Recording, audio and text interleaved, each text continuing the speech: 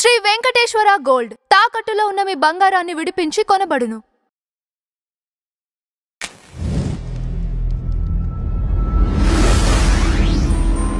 నమస్తే సార్. నమస్తే. ఇప్పుడు బిజినెస్ కోచ్ ని చూస్ చేసుకోవడంలో ఎలాంటి క్రైటీరియా పెట్టుకోవాలి? స్టార్టప్ పీపుల్ కానీ ఎంటర్‌ప్రెన్యూర్స్ కానీ బిజినెస్ చేయాలి అనుకున్న వాళ్ళు మాకు ఇలాంటి మెంటర్ ఉంటే మేము నేర్చుకుంటాము, మాకు ఇలాంటి గైడెన్స్ ఉంటే మేము నేర్చుకుంటాం. సో అది కూడా చూస్ చేసుకోవడానికి ఎలాంటి వాళ్ళని మనం సెలెక్ట్ చేసుకోవాలంటారు? ఇది చాలా వ్యాలిడ్ పాయింట్. ఎందుకో చెప్తా. అది బిజినెస్ కనే కాదు, దేనికైనా కానీ ఎక్కువగా చేసే తప్పులు ఏంటంటే, మనము ఒక ఫ్రెండ్స్ని కానీ మనకు బాగా తెలిసిన వాళ్ళు కానీ వెళ్ళి అడిగేస్తూ ఉంటాం ఈ బిజినెస్ గురించి, వాటి గురించి, వీటి గురించి. ఫర్ ఎగ్జాంపుల్, పిల్లల్ని స్కూల్లో వేయాలి. ఏ స్కూల్లో వేయాలి అని ఎవరిని అడుగుతారు? ఆ స్కూల్ వాళ్ళకి తెలిసిన వాళ్ళు, స్కూల్ గురించి తెలిసిన వాళ్ళని కంటే కూడా ఫస్ట్ మనం వెళ్ళి మన ఫ్యామిలీలో అడుగుతాం. బిజినెస్ కూడా అంతే. అరే వెళ్ళి ఇప్పుడు నువ్వేదో బిజినెస్ చేసావు కదా, ఏమైందిరా అంటే 99% ఫెయిల్ అయిన వాడిని అడుగుతాం మనం. అదిగో వాడు చూడరా సుబ్బారావు గారు అబ్బాయి, లేకపోతే ఫలానా అప్పారావు గారి అబ్బాయి ఇదిగో ఈ బిజినెస్ చేశాడు, వాడు ఫెయిల్ అయినాడు, వాడి వల్ల కాలేదురా, నువ్వు కూడా చేయవాకరా అని చెప్తారు చాలా మంది. అది కాదు అక్కడ కావాల్సింది. అక్కడ ఆ సుబ్బారావు గారి అబ్బాయి కానీ అప్పారావు గారి అబ్బాయి, అరే నేను బిజినెస్లో ఫెయిల్ అయ్యాను కానీ అది బిజినెస్ తప్పు కాదురా, నేను పొరపాటు చేశాను, దానివల్ల నేను దెబ్బతిన్నాను, నువ్వు అటువంటి పని చేయవాక అని చెప్పగలిగే దమ్ము ఉంటే వాళ్ళని అడిగినా మీకు ఆన్సర్ వస్తుంది. కానీ 99% వాళ్ళు చెప్పరు అట్లా. నేను సరిగ్గా చేయలేదు ఎవరు చెప్పారు, బిజినెస్ బాగాలేదు, అది బాగాలేదు, అందుకే నేను ఫెయిల్ అయ్యాను, అట్లా మాట్లాడుకుంటారు. సో అడిగేది ఎవరిని అడుగుతున్నారు ఫస్ట్, అది చాలా ఇంపార్టెంట్. ఒక బిజినెస్లో ఫెయిల్ అయ్యి నిలబడి మళ్ళా బిజినెస్లో సక్సెస్ఫుల్ అయిన వాళ్ళు అసలు దాంట్లో ఉన్న కష్టం నష్టం రెండూ చెప్పగలుగుతారు. కనీసం బిజినెస్లో సక్సెస్ఫుల్గా ఉండి ఉన్నవాళ్ళు, అంటే ఒకటి నా నమ్మకం ఏంటంటే బిజినెస్లో డైరెక్ట్గా సక్సెస్ ఎవరికి రాలేదు, ఎంతో కొంత ఫెయిల్యూర్ ఉంటుంది దాంట్లో. ఫెయిల్యూర్ లేకుండా నేను ఎప్పుడు ఫెయిల్ కాలేదు అంటే కొత్తది ఏం చేయలేదని లెక్క. లేకపోతే మీకు మీ తరతరాల బిజినెస్ ఏదైనా చేతికి ఇచ్చి ఉంటే తప్పితే గ్యారంటీగా ఏ వర్క్లో అయినా కానీ, చదువులో కానీ బిజినెస్లో కానీ మీరు స్పోర్ట్స్లో కానీ దేంటంటే ఫెయిల్యూర్ ఎక్కడో ఒకటి ఉంటుంది ఎంతో కొంత. ఆ ఫెయిల్యూర్ని అనుభవించి బిజినెస్లో కానీ ఎక్కడైనా సక్సెస్ పొందిన వాడు ఎప్పుడూ కూడాను అవతల వాడిని ప్రోత్సహిస్తాడు. అరే నువ్వు బిజినెస్ చెయ్యి, కానీ ఇదిగో ఇటువంటి తప్పులు చేయొద్దు, ఇటువంటి చేయొద్దు. These people will make good coaches. ఇంకొక తప్పు చేస్తున్నారంటే ఇది మార్కెటింగ్ గిమిక్స్ కొంటుంటాయి. ఇప్పుడు కొంతమంది నేను అడుగుతూ ఉంటా వెళ్ళి కూడా, ఇప్పుడు సేల్స్, ఇప్పుడు నన్ను కూడా బిజినెస్లో అడిగితే ఒక సెగ్మెంట్ వరకు మాట్లాడతా, ఆ తర్వాత అడిగితే ఆ బిజినెస్ని ఎప్పుడు చేయలేదంటే నాకు తెలియదు అని మాట్లాడేస్తాను నేను. కొన్ని ఓపెన్గా చెప్పేస్తాను, ఆ వల్ల కాదు. ఎందుకని? పుస్తకాలు చదివితే బిజినెస్ రాదు, పుస్తకాలు చదివితే బిజినెస్ రాదు. బిజినెస్ కాదు కదా ఏది రాదు. ఇప్పుడు సైక్లింగ్, మీరు సైకిల్ నడుపుతారు కదా, ఇప్పుడు సైకిల్ ఎట్లా నడపాలో పుస్తకం చదువుకొని నేర్చుకున్నారా, సైకిల్ నడిపి నేర్చుకున్నారా?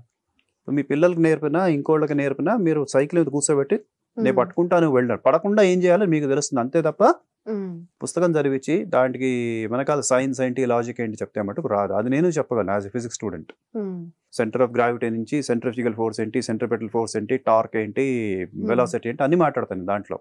దానివల్ల రాదు. అలానే బిజినెస్లో కూడా చేయాల్సింది ఏంటంటే, ఒక కోచ్ని కానీ ఒక మెంటార్ని కానీ సెలెక్ట్ చేసుకునేటప్పుడు ఎప్పుడు కూడా ఫస్ట్ వాళ్ళు చేసిన బిజినెస్లు ఎన్ని, ఎటువంటి బిజినెస్ చేశారు, వాళ్ళ పడ్డ కష్టాలు ఏంటి, వాళ్ళకు వచ్చిన సక్సెస్ ఏంటి, అవి తీసుకున్న తర్వాత అక్కడ నుంచి వాళ్ళు తీసుకొని ఇదిగో ఈ బిజినెస్ చేశారు, ఈ కష్ట నష్టాలు వచ్చినాయి, వాళ్ళకి అర్హత ఉంటుంది బిజినెస్ కోచ్. చాలా మంది ఉన్నారు మార్కెట్లో కూడా గమనిస్తూ ఉంటాను నేను కూడా. బిజినెస్ అంటే ఏంటో తెలియదు, I can be a business coach. నేను అవి నమ్మను.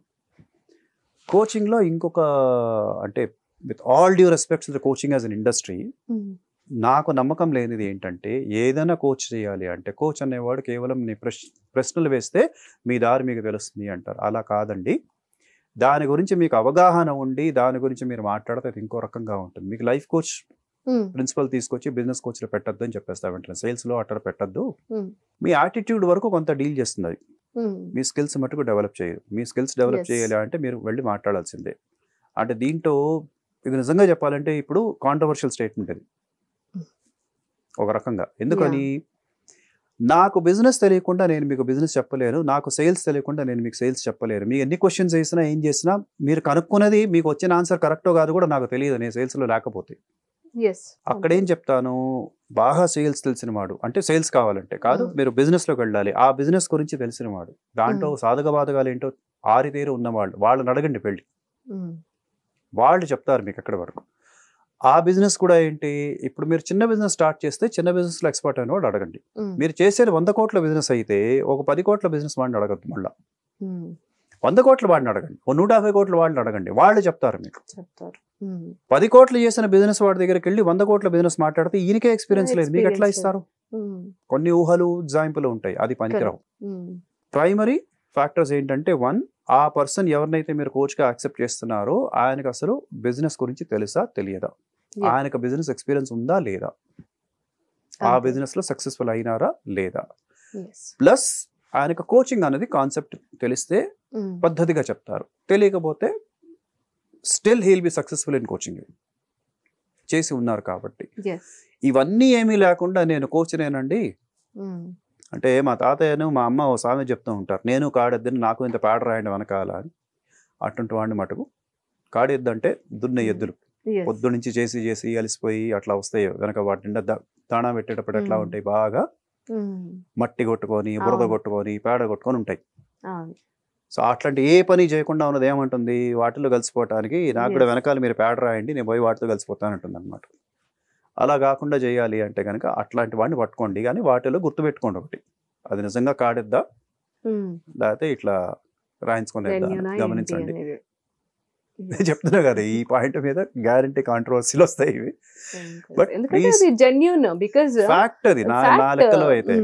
ఇన్నేళ్ళు చెప్పిన తర్వాత ఇప్పుడు ఎందుకంటే ఇండస్ట్రీ పెరుగుతున్నది, అందరు వస్తారు, కొత్త వాళ్ళు రావాలి, కానీ ఎక్స్పీరియన్స్ లేకుండా చెప్పొద్దు. రాంగ్ ఇన్ఫర్మేషన్ పాస్ అవుతుంది. మీకు ఒక చిన్న ఎగ్జాంపుల్ ఇస్తానే, మీరు కార్లో వెళ్తూ దారి అడగాలి, బాబు ఈ దారి ఎటు పోతుంది, ఎవరిని అడుగుతారు?